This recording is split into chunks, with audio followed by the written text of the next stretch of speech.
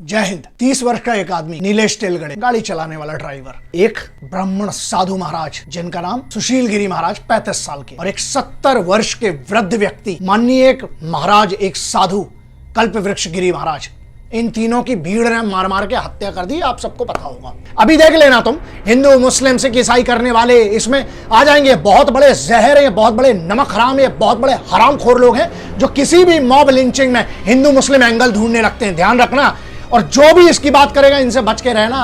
अभी मैटर ये सब का नहीं है। अब एक बात, सबसे बड़ा मेरा जो सवाल है ना, वो ये है उन लोगों से, कहां गए वे हिपोक्रेट्स? कहां गए वो लोग जो तख्ती वाली एक पूरी गैंग है जो खड़ी हो जाया करती थी? कहां गए वो ट्विटर पे वॉर चलाने वाले, युद्ध चलाने वाले? कहां गए वो लोग जो अफजल गुरु जैसा हरामखोर आतंकवादी मरता है, या बहुत बड़े बड़े आतंकवादी जब मरते हैं तब सालों को बड़ा सुरक्षित फील होने लगता है इस देश में? अब क्या हो रहा? जब दो संत और एक वो रोज कमा के खाने वाला, इकलौता घर का कमाने वाला वो लड़का था नीलेश ड्राइवर, जब वो मरा, अब क्या हुआ? अब असुरक्षित फील नहीं हो रहा तुम लोगों को? क्या हुआ? बड़े, वरना ट्विटर पे तो जंग छिड़ गई होती, ये ट्रेंडिंग वो ट्रेंडिंग। लेकिन अब क्या हो गया? बहुत सारे लोगों ने कहा कि भीड़ की कोई शक्ल नहीं होती है, इनका कोई चेहरा नहीं होता, इसलिए हर बार बच जाते हैं। लेकिन ध्यान रखना, इस बार इस भीड़ की शक्ल होना बहुत जरूरी है। कल को भीड़ किसके बच्चे को मारेगी, किस बूढ़े को मारेगी? वो एक संत बेचारा, एक संत व्यक्ति यार, जो कुछ नहीं कर रहा था। 110 लोगों को अरेस्ट किया गया, गिरफ्तार, जिसमें से 9 लौंडे हैं ना, जिनको अब जुवेनाइल के लिए बहुत सारे एनजीओ खड़े हो जाएंगे, ये हो जाएंगे। कहां गए मानवाधिकार वाले, वो वाले लोग जो आतंकवादी का मानवाधिकार देखने लगते हैं? कहां गए वो लोग? बिल्कुल 3 बजे रात को सुप्रीम कोर्ट को खुलवाने के लिए खड़े हो जाते हैं। अब क्या हो गया? अब नहीं होगा, अब बिल्कुल शांत हो जाएंगे और गायब हो जाएंगे। पुलिस ने केस दर्ज कर दिया है, 110 लोगों को गिरफ्तार किया और उनकी रिमांड है 30 अप्रैल तक के लिए। पता है, अभी इनको समझ में नहीं आ रहा है, लेकिन इसका सॉल्यूशन होना पड़ेगा।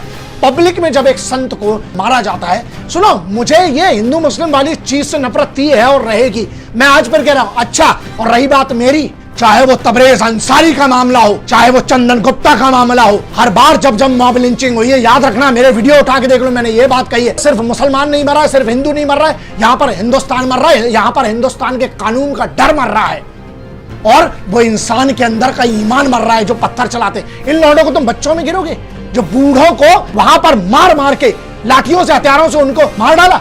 इसके लिए क्या कहोगे बे?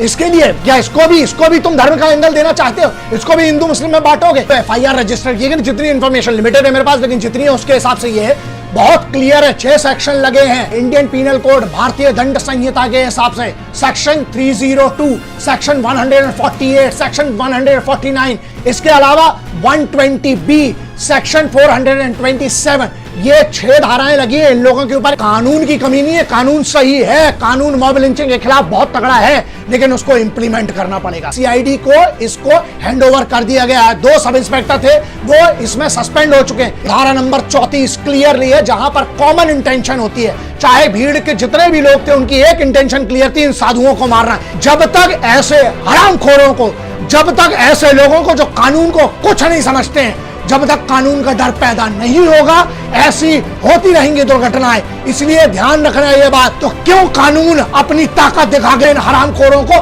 कम से कम फांसी की सजा नहीं दिलवा सकता?